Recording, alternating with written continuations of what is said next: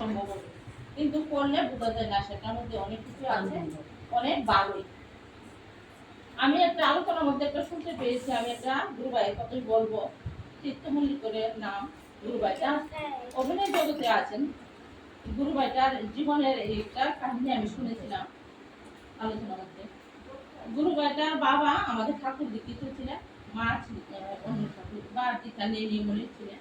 কিন্তু গুরুভাই যে জন্ম হয়েছিল তখন খুবই একটা রূপ দেহ নিয়ে জন্ম হয়েছিল, খুব ছোট হয়েছে আর রূপ খুবই একদম ইয়ে আর কি। ডাক্তার বলে দিয়েছে 3 মাসের বেশি বাঁচবে না। কি করবে, পুষ্টি বানিয়েছে, পুষ্টিতে সে লেখাই আছে, বাঁচবে না, ডাক্তারও বলে দিয়েছে সেই কথা।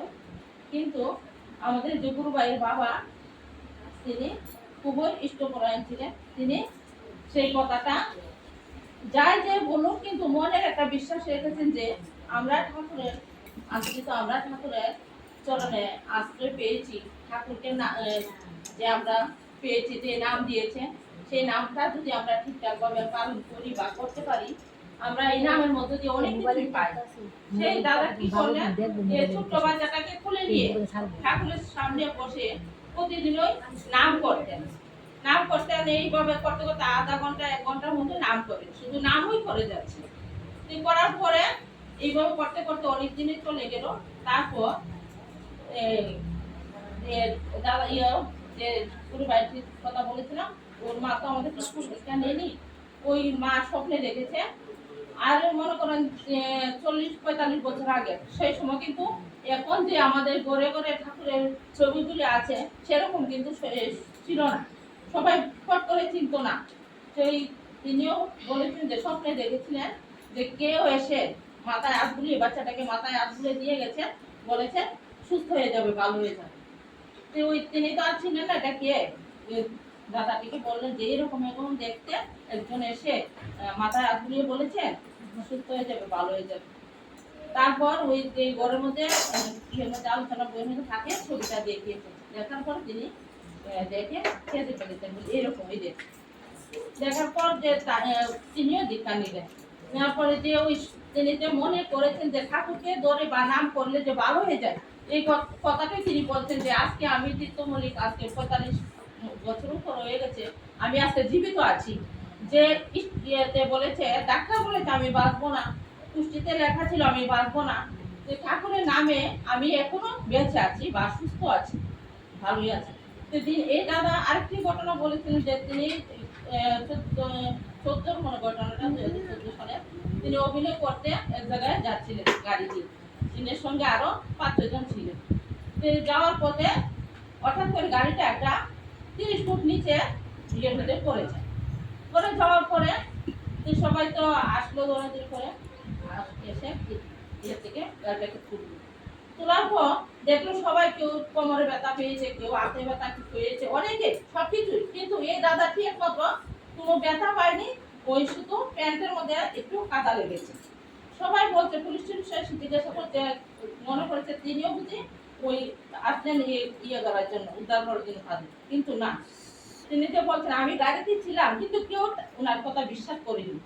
কেন, ওনার সবাই ব্যথা পেয়েছে এভাবে, তিনি কিভাবে সুস্থ, এইভাবে কোনো ব্যথাই পায়নি, কেউ বিশ্বাস করতে পারে। কিন্তু তিনি এই কথাটি বললো যে ঠাকুরকে ধরলে বা নাম যে আমরা মনে মনে সবসময় যদি করি, এটাই আমাদের ঠাকুর এই যে আমাদের বাঁচিয়ে দেয়, সব বিপদ থেকে যে বিপদটা কাটিয়ে দেয়।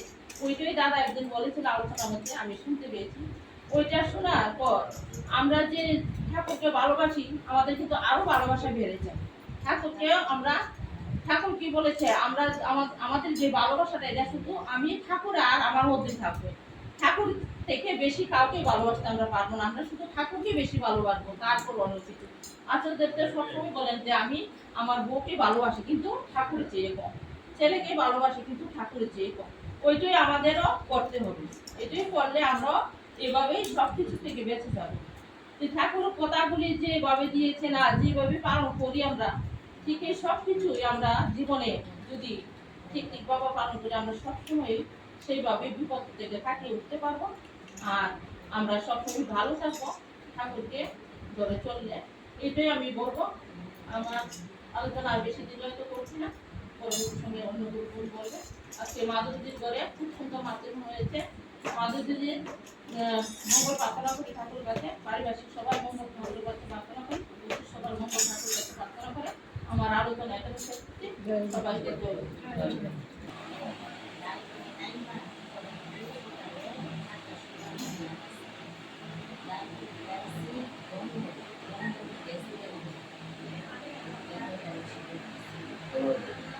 বলতে পারি না, দুই কথাই পেলাম দেওয়ার কথা। আজকে আমাকে দাঁড় করিয়েছে।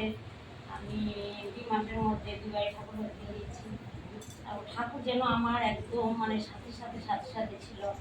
প্রথমেই আমরা যখন আমার বড় বৌমা, ছেলে, তারপর আমার স্বামী ঠাকুর বাড়িতে যাচ্ছিলাম, যখন আমরা দেশিতে নামলাম স্টেশনে, নামার পর আমার হাজবেন্ড বললো যে আমরা একটা ভালো হোটেলে যাব। আমরা ভাবো আছে, ঠিক আছে চল। এখন গাড়ি নিয়ে উনি ভালো একটা হোটেলের দিকে যাচ্ছিলেন, ঠাকুর বাড়িটা পেছনে ফেলে যাওয়ার পর প্রায় 10 মিনিট চলে গেছে। তারপর আমার হাজবেন্ডের মনে হলো যে হারিয়ে আমার মোবাইলটা নেই, আমি মোবাইল হারিয়ে গেছে। তারপর উনি তখন ফোন করলেন পুলিশ স্টেশনে যে আমার মোবাইলটা পাওয়া গেছে কিনা। তখন আমাদের এই যে ছেলে ছিল ওরা বললো যে আপনার মোবাইলটা পাওয়া গেছে। তখন আমার হাজবেন্ড বললো জয়গুরু, আমি ঠাকুরের না, আমি ঠাকুর বাড়ি ছেড়ে আর যাবো না, আমি ঠাকুর বাড়ির আশেপাশেই থাকবো। তখন মোবাইলটা নিয়ে আসলো, আর 500 টাকা দিয়ে আসলো একটু খাওয়ার জন্য। আর ঠাকুর বাড়ির পাশেই আমাদের গুরুকুল শ্রদ্ধা অভিমানী নাম্বার দিয়েছে, সেই নাম্বারে আমরা ঠাকুর বাড়িতে গিয়ে উঠলাম। ঠাকুর বাড়িতে উঠলাম সবাই মিলে। যে ঠাকুরের যে ঠাকুর যে সঙ্গে থাকে, আমি যে কত মিথ্যা কথা বলতেছি না, ঠাকুর যে আমাদের পাশে সঙ্গে থাকে। আমার যে কর্তা এটি তাই না, একদম যে যন্ত্র প্রমাণ ঠাকুর বাড়িটা যখন করে চলে যাচ্ছে। তারপর আমরা ছিলাম সেখানে 4 দিন, সবার দর্শন পেয়েছি। বড় বৌমা আমার নাতনি রানীমার ঘরে রান্না করে দিয়ে ধ্বনি দিয়েছে, বড়মার সঙ্গে ধ্বনি দিয়েছে, খুব সুন্দর করে ধ্বনি দিয়েছে। সবাই অবাক করে তাকিয়ে আছে, এত সুন্দর ধ্বনি দিয়েছে। তারপর আচার্য কাছে দর্শন করলাম, দর্শন করে তারপর ফ্লাইটের ঘটনাটা হ্যাঁ ফ্লাইট এসে ক্যান্সেল হয়েছে। তারপরে আরেকদিন মানে 4 দিন ছিলাম তো, যেদিন চলে আসবো আর আগের দিন রাত্রে আমার নাতিটার এত জ্বর এসেছে, ও আর ওকে নিয়ে আর খেতে যেতে পারছি না প্রসাদ নিতে। তখন ওকে ঘরে রেখে ওর দাদুর সাথে আমরা চলে গেলাম আনন্দ। প্রসাদ নিলাম, তারপর নেওয়ার পর একটা বাটি নিয়েছিলাম আমার নাতির জন্য প্রসাদ আনার জন্য। তখন প্রসাদ দেওয়ার জন্য বললাম, তারপর উনি বললেন যে করে যাও, আমরা এখানে এরকম নিয়ম গেলাম। বলতে না, এখানে বসে খেতে হবে। মনটা খারাপ হয়ে গেল, না শরীরটা ভালো না, প্রসাদটা পেলো না, মনটা আমারও খারাপ হয়ে গেলো। আমার ব্যাইনও ছিল রোগী, আমার বড় বৌমাও ছিল। তখন বেরিয়ে আসলাম আনন্দবাজার রুম থেকে, বেরিয়ে যে নিচে নামলাম, একজন মহিলা প্রসাদ নিয়ে দাঁড়িয়েছে। ঠাকুর যে কত মানে সবাই মনের কথা যে ঠাকুর জানেন, একদম জ্যান্ত প্রমাণ। খাওয়াতে করে প্রসাদ নিয়ে দাঁড়িয়েছে, বলছে এই বাটিটা নিয়েছে, তুমি প্রসাদ পাওনি? আমি বলি না, আমি তো প্রসাদ পাইনি, আমার নাতিটা তুমি প্রসাদ নিয়ে দেওয়ার ইচ্ছা ছিল, শরীরটা ভালো না, জ্বর, তাই প্রসাদটা আমাকে দিলাম। বের করে নাতি প্রসাদ দিচ্ছি, বের করলাম, আমাকে প্রসাদটা দিয়ে দিলাম। কে কারা বা কীভাবে জানলো আমি প্রসাদ পাইনি, আমার বরং ভাইয়া জানে, আমি কিছু জানি না। ঠাকুরের ইচ্ছা, অসীম ইচ্ছা ঠাকুরের। তারপর নিয়ে আমার নাতিকে প্রসাদ খাওয়ালাম, তারপর চলে গেলাম। পরের দিন আবার যখন গেলাম ছোটো বৌমাকে নিয়ে গেলাম, তারপর তখনও আমার বোনের মেয়ে দীক্ষা হয়ে মাধ্যমিক দিয়েছে, ভালো রেজাল্ট করেছে, ওই 85% পেয়েছে, দীক্ষাতে ডাটা পেয়েছে, কালকে রেজাল্ট দিয়েছে, ওকে দীক্ষা দিয়েছি। বোনের শাশুড়ি, আমি ছোটো বৌমা, বোনের মেয়ে আমি গিয়েছি। ঠাকুরে ঘুরে আনন্দ করে গেলাম মায়াপুরে। যেদিন গিয়েছি এদিন 10,000 লোক নেমেছে রেল থেকে, কোনো হোটেল নেই, একটা হোটেল পাচ্ছিলাম না। ডাকছে দয়াল, এখানে দয়াল তুমি তো, এখানে তোমারই দর্শন, মায়ের তো তোমারই দর্শন, শ্রীকৃষ্ণের দর্শন, হ্যাঁ তুমি কি থাকতে পারবো না? একটা করে দাঁড়িয়ে দাঁড়িয়ে দাঁড়িয়ে দাঁড়িয়ে আমার হাতে ফোন করছি। তখন মালিক বললো যে দিদি আপনার হোটেল পেয়ে গেছেন, ওনার বাড়িতে একটা রুম এখনই খালি হয়ে যাবে, ওনার বাড়িতে একজন মারা গেছে।